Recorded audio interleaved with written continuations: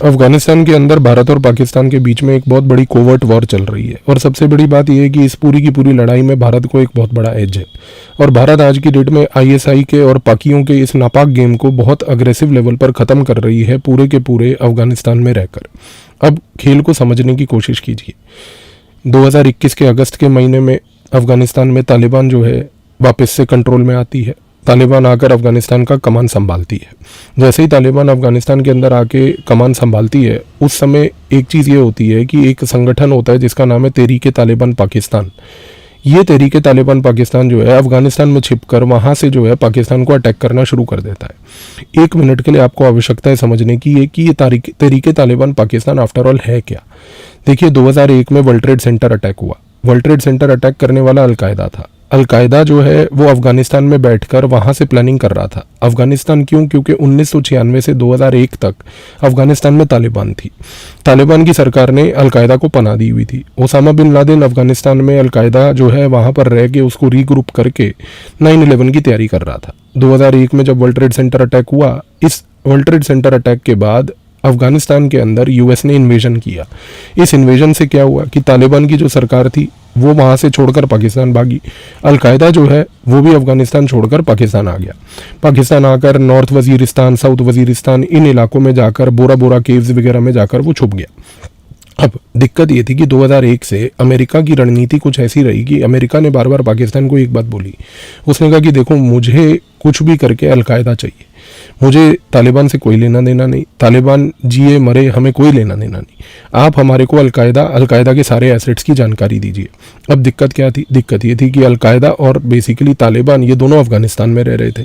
क्योंकि ये दोनों अफगानिस्तान में थे तो जाहिर सी बात है कि भाई इनको पनाह देना अब अमेरिका के इस डर के कारण पाकिस्तान के लिए भी दिन प्रतिदिन जो है डिफ़िकल्ट होता जा रहा था।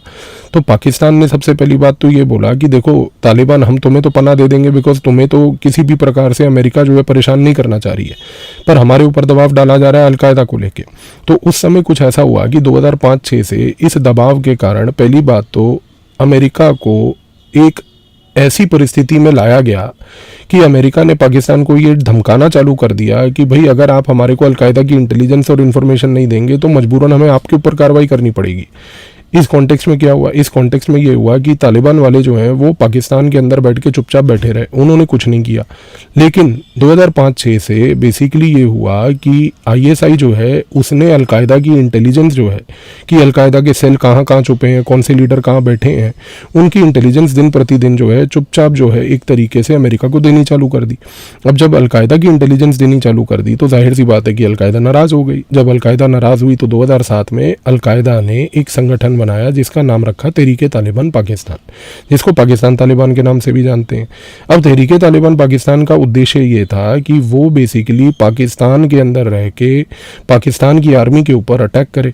उसका पाकिस्तान की आर्मी के ऊपर अटैक करने का रीज़न ये था कि भाई पाकिस्तान की आर्मी ने और आईएसआई ने हमारी जानकारी अमेरिका को क्यों दी।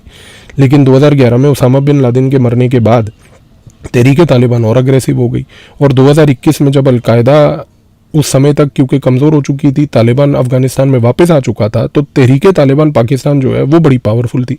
तो अगस्त 2021 में ये हुआ कि अगस्त 2021 में जब बेसिकली तालिबान वापस अफगानिस्तान में गई तो उसने तहरीक-ए-तालिबान पाकिस्तान को वापस से इनवाइट किया। अब आप एक चीज़ को समझने की कोशिश कीजिए, आज की डेट में तालिबान भी चाहेगी कि तहरीक-ए-तालिबान पाकिस्तान का वो समर्थन करे। वो इसलिए करे क्योंकि उसको भी पता है कि तहरीक-ए-तालिबान पाकिस्तान के समर्थन करने से वो कुछ ना कुछ करके भी पाकिस्तान के ऊपर एक चेक रख सकती है। अब सबसे बड़ी चीज़ क्या है, जैसे ही अफगानिस्तान में तालिबान आई, पहली बात तो अफगानिस्तान में तालिबान आने के बाद आईएसआई को ये लगा कि इस तालिबान को तो हम कंट्रोल कर लेंगे क्योंकि इसको 20 साल से पनाह हमने दी हुई थी और इसको 20 साल से पनाह दे के इसको यहाँ पर सुरक्षित रखा था, तो इसको कंट्रोल करना हमारे लिए मुश्किल नहीं होगा। लेकिन दिक्कत क्या हुई? दिक्कत ये हुई कि तालिबान जो है उसने ये चीज़ स्पष्ट कर दी कि भाई हम किसी के मोहताज नहीं हैं, हम किसी के कंट्रोल में नहीं आएंगे। और सबसे बड़ी बात क्या हुई? तालिबान ने जैसे ही अफगानिस्तान का कमान संभाला, अफगानिस्तान का कमान संभालते ही जो है उस केस में अफगानिस्तान के अंदर रहते हुए तालिबान ने पाकिस्तान को ये बात बोलनी चालू कर दी कि भाई ये जो दुरंद लाइन बॉर्डर है इसको हम नहीं मानते, बल्कि आप जो है खैबर पख्तूनवा बलूचिस्तान हमको वापस दीजिए। अब ये जब शुरू हुआ तो उस समय पाकिस्तान की आईएसआई ने एक नई रणनीति अपनाई। उसने कहा कि ठीक है, नए नए अभी ये तालिबान वाले जो हैं अफगानिस्तान में आए हैं, इस कारण से ये है कि भाई चलो ये थोड़े से एक्टिव हैं। तो उन्होंने पहली बात तो उनसे डिप्लोमेटिक बातचीत करी, जिसके तहत उन्होंने समझाने की कोशिश करी कि ये बार बार जो है तहरीके तालिबान पाकिस्तान को समर्थन मत दीजिए, खैबर पख्तूनख्वा बलूचिस्तान के बारे में ऐसे स्टेटमेंट मत दीजिए, लेकिन ऐसा कुछ भी नहीं हुआ। फिर आईएसआई ने क्या करा कि जो तालिबान है, क्योंकि वो दियोबंदी स्कूल ऑफ इस्लाम में मानती है, तो दियोबंदी के जो स्कॉलर थे, उलेमा थे, मौलवी थे, जो अफगानिस्तान के अंदर और पाकिस्तान के अंदर दोनों जगह रहते हैं, आईएसआई ने उनका प्रयोग करना चालू करा। जब उनका प्रयोग करना चालू करा, उसका ऑब्जेक्टिव ये था कि भाई चलो दियोबंदी उलेमा के थ्रू जो है हम इनकी बातचीत कराएं, कि दियोबंदी उलेमा इन पे दबाव डालें, पर वो भी कामयाब नहीं हुआ। इसके बाद फिर आईएसआई ने एक नई रणनीति के तहत अफगानिस्तान में एक इकोनॉमिक ब्लॉकेड लगाया। उसने आटा, गेहूं, दाल, चावल ये सब जो पाकिस्तान से जा रहा था वो बंद कर दिया। इसी दौरान जो भारत की रिसर्च एंड एनालिसिस विंग थी वो तुरंत एक्टिवेट हो गई। भारत ने कहा कि भाई अफगानिस्तान में जितना भी ह्यूमैनिटेरियन एड है वो हम देंगे। तो हमने अपना एक स्पेस वहाँ पर क्रिएट कर लिया। जैसे ही इस इकोनॉमिक ब्लॉकेड को काउंटर करने के लिए भारत की रॉ अपने वहाँ पर एक्टिवेट हुई, इसी दौरान पाकिस्तान ने फिर एक नई रणनीति अपनाई। पाकिस्तान ने कहा कि भाई देखो, अब जो है अफगानिस्तान के जितने रेफ्यूजी हमारे यहाँ पाकिस्तान में रह रहे हैं उनको आप वापस लो। अब जैसे ही उसने कहा कि आप ये रेफ्यूजी वापस लो, तो इसकी वजह से तालिबान फिर से नाराज़ हो गया। और तालिबान जैसे ही नाराज़ होगा, आप एक चीज़ को समझिए कि तालिबान की नाराज़गी मैनिफेस्ट कैसे करेगी, मैनिफेस्ट करेगी तहरीके तालिबान पाकिस्तान की तरफ से पाकिस्तान के अंदर ज़्यादा अटैक होने में। तो अफगानिस्तान में यदि तालिबान नाराज़ होगा तो टीटीपी अटैक ज़्यादा करेगा। तो ये चीज़ चालू हो गई। जब ये चीज़ चालू हुई तो उसके बाद फिर एक और प्रॉब्लम आई। प्रॉब्लम ये आई कि भाई अभी हाल ही में दिसंबर के महीने में पिछले साल एक बड़ी महत्वपूर्ण घटना हुई। वो घटना ये हुई कि तहरीके तालिबान पाकिस्तान के लोगों ने साउथ वजीरिस्तान में एक चेक पोस्ट को जाके पाकिस्तान आर्मी के अटैक कर दिया। वहाँ पर 16 पाकि मर गए। अब जब ये 16 पाकि मर गए वहाँ पर, तो इसके बाद क्या हुआ कि पाकि ने एक तरीके से एयर स्ट्राइक करी तालिबान के पख्तिका प्रोविंस में, यानी कि अफगानिस्तान के एक पख्तिका प्रोविंस में जिसके अंदर तालिबान का कंट्रोल है, उन्होंने एक एयर स्ट्राइक करी। अच्छा, अब एक बड़ी दिलचस्प बात देखिए, भारत की रॉ इस पूरी गेम को ऑब्जर्व कर रही थी। हुआ क्या कि देखिए, ये जैसे ही पख्तिका प्रोविंस में एयर स्ट्राइक हुई, इस एयर स्ट्राइक के बाद जो है आईएसआई के तरफ से जितने भी प्लांटेड मीडिया हैंडल्स हैं पाकिस्तान में, उन्होंने एक नैरेटिव चालू कर दिया कि भाई हमने इस एयर स्ट्राइक के बाद टीटीपी के बहुत लोगों को मार दिया। पर भारत की रॉ जो वहाँ पर ग्राउंड लेवल पर एक्टिव थी, भारत की रॉ ने इंटेलिजेंस गैदर करके तुरंत तालिबान को बताया कि सर ये जो पख्तिका प्रोविंस में बेसिकली एयर स्ट्राइक हुई है, इसमें किसी भी प्रकार से कोई टीटीपी का व्यक्ति नहीं मरा है। इनफैक्ट जितने भी लोग मरे हैं ये सारे सिविलियन थे। अब पाकिस्तान इतनी निराश हो गई इस चीज़ को लेके कि इन्होंने हमारे सिविलियन को मारा कि पाकिस्तान ने वापस जो है, तालिबान ने वापस पाकिस्तान में जो है एयर स्ट्राइक कर दी।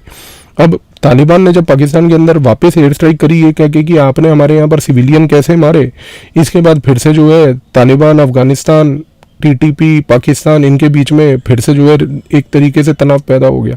अब जैसे ही ये तनाव पैदा हुआ, इसके बाद आईएसआई की तरफ से जनवरी के महीने में भारत की रॉ ने ऑब्जर्व किया कि एक कॉन्सर्टेड अटेम्प्ट चल रहा है, एक साइकोलॉजिकल लेवल पर एक बहुत बड़ा कैंपेन चलाने की कोशिश की जा रही है। अब भारत की रॉ ने तालिबान को एक बात बताई। हमने कहा कि देखो सर, ऐसा है कि इस समय आपके खिलाफ आईएसआई एक बहुत बड़ा साइकोलॉजिकल कैंपेन कर रहा है। अब वो कैंपेन क्या कर रहा है? अब वो कैंपेन ये कर रहा है सबसे पहले कि उसने एक विश्व तौर पर नैरेटिव चालू कर रखा है कि अफगानिस्तान एक एपिसेंटर है ग्लोबल टेररिज्म का। भारत की रॉ ने कहा कि ये जानकारी हमें इसलिए प्राप्त हुई है क्योंकि पाकिस्तान की एम्बेसी के अधिकारी जब दूसरे देशों में, खास करके वेस्टर्न देशों में, कभी भी किसी से मुलाकात करते हैं तो उस दौरान ये पॉइंट पे बार बार एम्फेसाइज किया जाता है। दूसरी चीज़ ये हुई कि भारत के अभी जो फॉरेन सेक्रेटरी हैं विक्रम मिस्री, वो अभी हाल ही में आपने देखा कि अभी 4 दिन पहले दुबई में अफगानिस्तान के तालिबान के एक लीडर के साथ उन्होंने मुलाकात करी। उस मुलाकात के दौरान हमने एक तालिबान के लीडर को एक फ़ाइल भी सौंपी। उस फाइल में हमने उनको 3 चीज़ें बताई। हमने कहा कि देखिए सर, सबसे पहले आपके खिलाफ आईएसआई इस समय ये कर रहा है कि उसने तजिकिस्तान के अंदर जाकर एक कॉन्फ्रेंस करी है on girl child education. Girl child education के बारे में कॉन्फ्रेंस करके जो है वो तजिकिस्तान में एक मैसेज देना चाह रहा था वहाँ से कि देखिए तालिबान जो है लड़कियों को पढ़ने देना नहीं चाहती है, लड़कियों के वो खिलाफ है और ये एक ह्यूमन राइट वायलेशन है। दूसरी चीज़ हमने उस फाइल में जो है तालिबान को ये भी बताई कि तजिकिस्तान में ये करने से इस समय आपके खिलाफ एक रीजनल अटेम्प्ट किया जा रहा है और इस रीजनल अटेम्प्ट के तहत ये किया जाएगा और ये इंश्योर किया जाएगा कि आपकी बदनामी हो। तीसरी चीज़ ये हमने उनको बताई बड़ी महत्वपूर्ण, जो कि तालिबान को अनफॉर्चुनेटली अभी तक नहीं मालूम थी, वो ये थी कि हमने भारत ने बताया तालिबान को कि तजिकिस्तान में ही रहकर आईएसआई का चीफ जो अभी वहाँ पर हाल ही में एक मीटिंग करके आया, वो मीटिंग का उद्देश्य ये था कि वो तजिकिस्तान जाकर वहाँ पर गठन करके आया है एक संगठन का जिसका नाम है नेशनल रेजिस्टेंस फ्रंट। और ये जो नेशनल रेजिस्टेंस फ्रंट जो है, ये अब तजिकिस्तान में जिसका गठन किया जा रहा है, इसमें पाकिस्तान क्या कर रहा है कि चंद जिहादियों का प्रयोग करके, लश्कर तैयबा जैसे संगठनों का प्रयोग करके, अन्य संगठनों का प्रयोग करके वो बेसिकली नेशनल रेजिस्टेंस फ्रंट के तहत अफगानिस्तान में तहरीके तालिबान पाकिस्तान के ऊपर अत्याचार और अटैक करने जा रहा है। तो इस कॉन्टेक्स्ट में हो ये रहा है कि हमने बेसिकली ये बात जब बताई तालिबान को कि देखिए, एक नेशनल रेजिस्टेंस फ्रंट, एक आपके खिलाफ साइकोलॉजिकल कैंपेन, दूसरा कॉन्फ्रेंस ऑन गर्ल एजुकेशन, फिर साथ में अपना तजिकिस्तान के तहत बैठकर इस अटेम्प्ट को रीजनलाइज करना, ये सब चीज़ों के बारे में जैसे ही हमने जानकारी दी तालिबान को, और तालिबान ने जब ये जानकारियों के ऊपर काम करना चालू करा, तो इसी दौरान आईएसआई ने एक हरकत और कर दी। उसने जो भारत का कॉन्सुलेट है जलालाबाद में, पिछले हफ्ते उस जलालाबाद कॉन्सुलेट के बाहर स्थित एक सिक्योरिटी गार्ड को मार दिया एक अटैक करवा के। अब देखिए, ये जो सिक्योरिटी गार्ड मरा हमारे जलालाबाद के कॉन्सुलेट के बाहर, एक चीज़ तो ये समझ लीजिए कि ये सिक्योरिटी गार्ड अफगानिस्तान का लोकल आदमी था, जिसको भारत की कॉन्सुलेट ने एम्प्लॉय किया हुआ था, जो कि वहाँ पर सुरक्षा कर्मी बना हुआ था और डिप्लॉयड था। अगर किसी भी तरीके से गलती से भी पाकिस्तान ने इस जलालाबाद कॉन्सुलेट के अटैक के दौरान अगर किसी भारतीय नागरिक को मार दिया होता, तो अभी तक पाकिस्तान के ऊपर एक बहुत बड़ा स्ट्राइक भारत की तरफ से हो चुका होता। लेकिन हमें ये चीज़ समझनी है कि इन्होंने ये सोची समझी रणनीति के तहत एक अफगानी नेशनल को, जिसको हमने सुरक्षा कर्मी बनाकर वहाँ पर नौकरी दी है जलालाबाद में, उसको क्यों मारा? उसको मारने का रीज़न ये था कि इसके थ्रू वो एक मैसेज भारत को कम्युनिकेट करना चाह रहे थे कि देखिए, हम जानते हैं कि आप भी इंटेलिजेंस गैदरिंग अफगानिस्तान से कर रहे हो और जो रिपोर्टें आप दे रहे हो तालिबान को, हमें भी उसकी बेसिकली पूरी खबर है। अगर आपको खबर है तो हमें उससे कोई डर नहीं, तुम्हारे जैसे पाकियों से हम डरते नहीं है पाकिस्तान। तो ये चीज़ समझने की आवश्यकता है। अब सबसे बड़ी बात क्या हुई, आपने एक चीज़ और ऑब्जर्व की होगी, आईएसआई चीफ जो है ना इस समय, ये बेसिकली बड़ा फुर्तीलागिरी कर रहा है। कैसे? जैसे मैंने आपको बताया कि ये पहली बात तो अभी हाल ही में तजिकिस्तान गया। इसके बाद अभी क्या हुआ था कि 1 से 1.5 हफ्ता पहले ना आईएसआई चीफ जो है, इसको बेसिकली वखान कॉरिडोर जो है वहाँ पर भी भेजा गया। अब ये आईएसआई चीफ ने वखान कॉरिडोर जाके पता है क्या किया, वहाँ पर जाकर जो है एक छोटी सी क्लिप बनवाकर वीडियो बनवाई और बोला एक स्पीच देते हुए कि देखो जी, अब तो वखान कॉरिडोर जो है ये पूरा का पूरा पाकिस्तान के कंट्रोल में आ गया है, ये अफगानिस्तान के कंट्रोल में अब नहीं रहा। जैसे ही ये चीज़ हुई, भारत की रॉ ने तुरंत तालिबान को इस चीज़ की इतला करी और तालिबान को हमने बोला कि आप एक काम करो, अपने सबसे सीनियर मोस्ट आदमी मुल्ला याकूब को जो है, जो बेसिकली तालिबान की सरकार में एक बहुत वरिष्ठ अधिकारी है इस समय, हमने उसको बोला कि आप इस व्यक्ति को लेके जाओ वखान कॉरिडोर में, इसको घुमाओ और वहाँ पे उसका वीडियो बनाकर पूरे विश्व में प्रचार कर दो।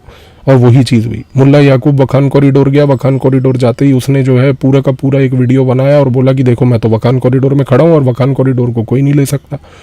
तो आप चीज़ को समझने की कोशिश करिए। अब सवाल ये उठता है कि ये सब जो गतिविधियाँ चल रही हैं, इन गतिविधियों का उद्देश्य क्या है? उद्देश्य सारा ये है कि इस समय आईएसआई एक चीज़ समझ चुकी है कि तालिबान के खिलाफ वो गेम को हारती जा रही है। तो वो बेसिकली इस गेम को हारने के चक्कर में पहली बात तो इंटरनेशनलाइज करना चाहती है, रीजनलाइज करना चाहती है। दूसरी चीज़ ये है, आईएसआई को ये लगता है कि भाई हम किसी भी तरीके से तालिबान के खिलाफ एक साइकोलॉजिकल लड़ाई लड़ें।